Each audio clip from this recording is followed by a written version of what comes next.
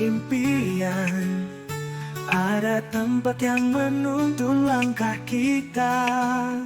Sekolah tempat anak hebat bersemi, menyongsong masa depan yang gemilang.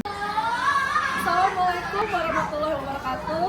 Perkenalkan, saya Atika Oktalina, CGP Angkatan 10 Kota Palembang. Kali ini saya akan membuat tugas demonstrasi kontekstual pada modul 3.1, yaitu mengambil keputusan. Nah, kali ini saya ada di SD 75 Palembang dan saya akan mewawancarai kepala sekolah SD 75 Palembang. Ayo masuk.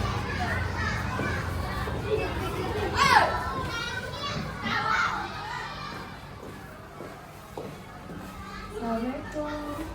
Waalaikumsalam. Permisi Pak. Silakan Bu. Ya boleh silakan. Ini Pak, saya Atika Oktalina. Saya CGP Angkatan 10.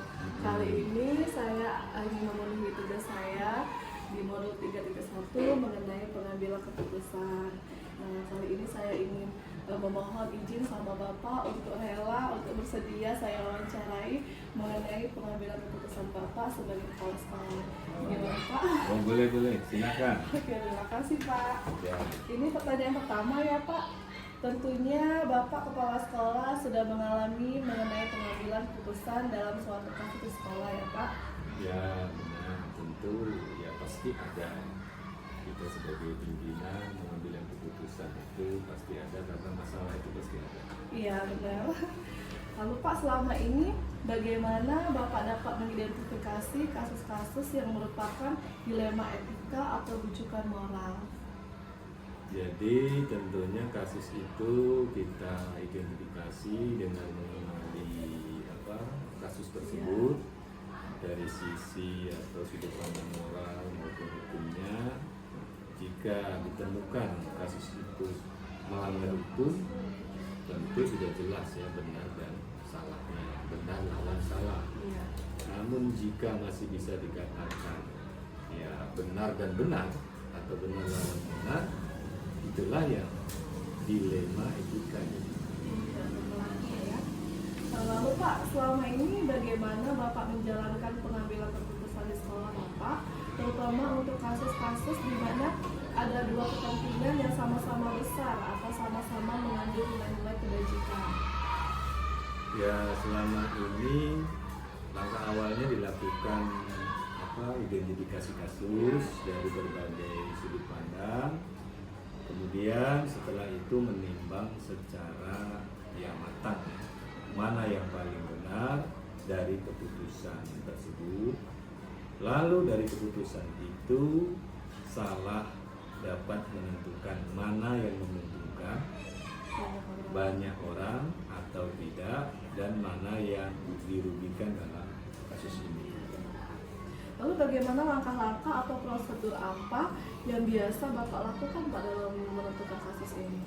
Biasanya langkah-langkah ataupun prosedurnya, yang pertama tentu kita menentukan penyebab timbulnya masalah tersebut, kemudian menentukan siapa saja yang terlibat, menanyakan kepada orang terdekat, kemudian berdiskusi dengan khususnya warga sekolah, kemudian membuat beberapa solusi keputusan dan menimbang dari berbagai sudut pandang sebelum memutuskan ataupun mengambil solusinya. Benar sekali Pak langkah-langkahnya ya.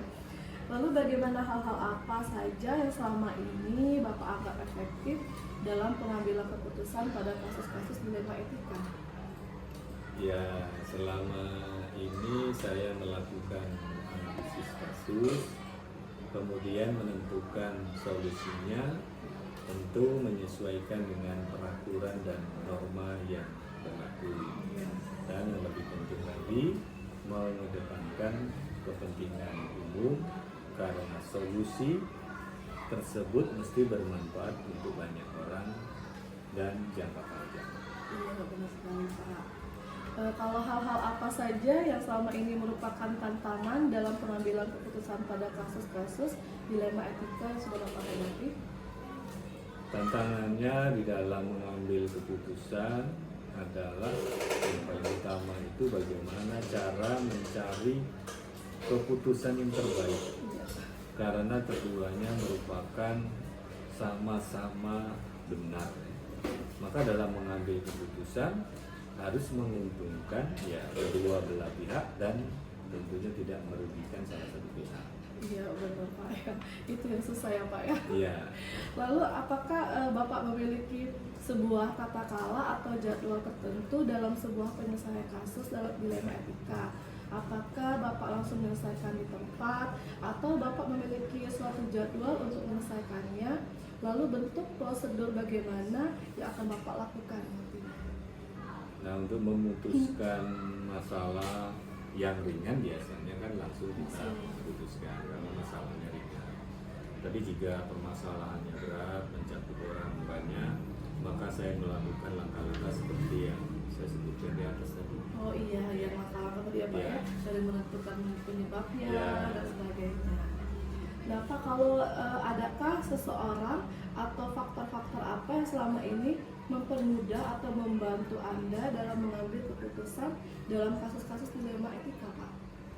Nah, tentunya dalam mengambil keputusan ya saya selalu mengajak para guru dan warga sekolah, wali murid, komite sekolah, stakeholder untuk mengumpulkan data-data yang valid ya, atau orang-orang yang mempunyai kedekatan personal yang mengalami permasalahan. Nah Pak, dari semua hal yang telah Bapak sampaikan, kira-kira pelajaran apa yang dapat Bapak petik dari pengalaman Bapak mengambil keputusan dilema etika ini?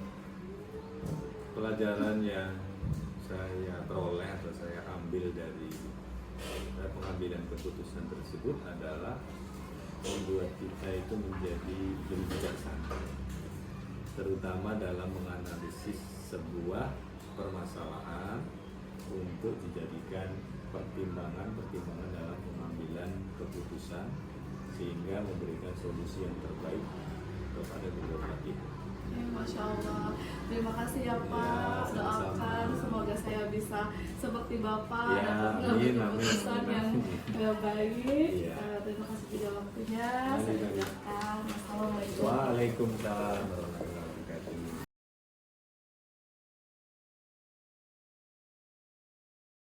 Assalamualaikum warahmatullahi wabarakatuh, Ibu. Waalaikumsalam. Ya, Ibu, perkenalkan nama saya Atika Karina. Saya CGP Angkatan 10 dari Kota Palembang. Untuk memenuhi tugas saya, Ibu, di modul 3.1 ini, saya akan mewawancarai 3 kepala sekolah. Salah satunya adalah Ibu. Apakah Ibu bersedia? Insya Allah sedia. Alhamdulillahirrahmanirrahim. Ini Bu, modul kali ini mengenai pengambilan keputusan. Sekiranya kan seorang pemimpin itu kan pastinya sudah pernah untuk mengambil keputusan ya Bu, Ya benar. besar atau kecilnya melalui rapat atau melalui kasus-kasus sekolah ya Bu ya. Ini ada pertanyaan ya Bu. Tentunya Ibu Kepala Sekolah sudah mengalami mengenai pengambilan keputusan dalam suatu kasus di sekolah, ya kan Bu? Iya. Iya benar sekali. Setiap pemimpin pasti sudah mengalami keadaan di mana kita harus mengambil keputusan dengan cepat dan tepat. Iya benar. Nah Ibu, selama ini bagaimana Ibu dapat mengidentifikasi setiap kasus-kasus yang merupakan dilema etika atau bujukan moral?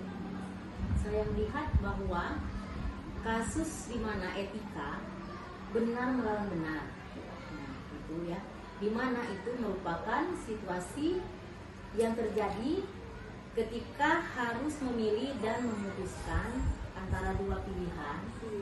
Yang kedua, pilihan itu benar secara moral, tetapi bertentangan. Iya. Sedangkan bujukan moral benar melawan benar salah, yaitu situasi atau keadaan ketika harus mengambil keputusan antara benar dan salah. Iya benar sekali Ibu ya. Itu yang membuat kita kadang rumit ya Bu ya. Lalu selanjutnya Ibu, selama ini bagaimana Ibu menjalankan pengambilan keputusan di sekolah Ibu, terutama untuk kasus-kasus di mana ada dua kepentingan yang sama-sama besar atau sama-sama mengandung nilai-nilai kebajikan Bu? Sebelum keputusan diambil, dalam kasus di mana dilema etika terlebih dahulu dilakukan mengumpulkan fakta yang terjadi. Iya. Siapa-siapa yang terlibat, menganalisis benar dan salahnya, membuat alternatif solusi, membuat keputusan dan lihat lagi keputusan. Direfleksi dulu gitu.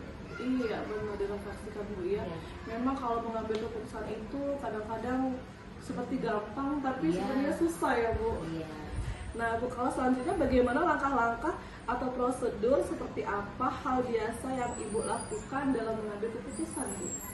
Langkah-langkah yang perlu diambil tentunya yang pertama menentukan siapa yang terlibat. Iya. Ya, yang kedua menganalisis benar salahnya. Yang ketiga membuat alternatif atau solusi.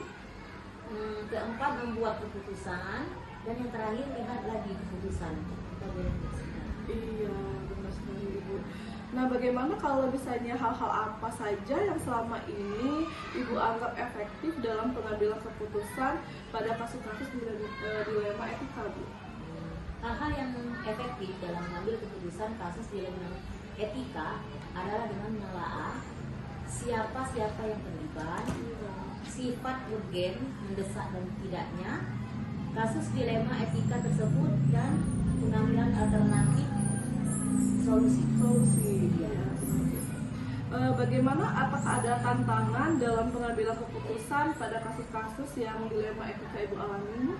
Tantangan dalam pengambilan keputusan adalah masalah tersebut mempunyai nilai yang sama, penting tetapi harus ada yang terlibat. Iya. Juga adanya orang-orang atasan langsung yang terlihat, serta adanya peraturan-peraturan yang harus dipenuhi. Tak kalah penting adalah nilai yang harus diutamakan. Iya, Ibu. Apakah dalam memiliki sebuah itu tak kalah atau ada jadwal khusus atau jadwal tertentu bagi Ibu untuk menyelesaikan sebuah kasus dilema etika? Apakah Ibu langsung menyelesaikannya di tempat ataukah Ibu mempunyai jadwal khusus, Bu? Tidak ada jadwal khusus, tetapi ada tata kelola dan menganalisa, mempertimbangkan, memusyawarahkan kasus dilema etika yang ada baik secara formal maupun non formal. Iya, benar itu. Secara langsung ya, Bu ya, Iya. langsung ditangani pada saat itulah. Iya. Lalu Bu, apakah ada seseorang atau faktor-faktor apa yang selama ini mempermudah dan membantu Ibu dalam pengambilan keputusan dalam kasus-kasus dilema etika? Seseorang atau faktor yang mempermudah pengambilan keputusan pada kasus dilema etika adalah orang-orang yang terlibat adalah orang yang profesional yang menghargai dan menerima keputusan atasan langsung. Iya, berarti kita tuh perlu berkolaborasi ya, Bu Iya. ya? Harus musyawarah dengan rekan kantor begitu ya, Bu ya. Nah, benar sekali. Nah, Bu, yang terakhir ini, Bu, dari semua hal yang disampaikan tadi, kira-kira pelajaran apa yang dapat Ibu petik dari pengalaman Ibu mengambil keputusan dilema etika, Bu?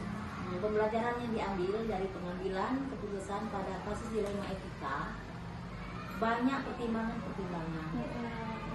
Setiap keputusan pasti mungkin membuat puas semua. Pihak yang terlibat pasti ada pihak yang tidak terpuaskan. Semuanya yang terlibat pada pengambilan keputusan harus siap menerima, menghormati serta melaksanakan keputusan yang ditetapkan. Iya, Masya Allah Ibu. Kalau boleh tahu berapa lama ya Ibu sudah menjadi kepala sekolah di SMK Negeri 6, Bu? SMK Negeri 6 ya? Sudah 5 tahun, dalam 6 tahun. Oh, Masya Allah. Doakan ya Bu, semoga saya bisa mencerminkan, mengambil semua yang telah Ibu pembicarakan ini. Saya bisa belajar dari pengalaman Ibu, sehingga saya bisa nantinya akan menjadi pemimpin juga yang dapat mengambil keputusan dengan baik dan benar. Terima kasih Ibu atas waktunya. Sampai berjumpa lagi ya Bu ya. Assalamualaikum warahmatullahi wabarakatuh. Waalaikumsalam.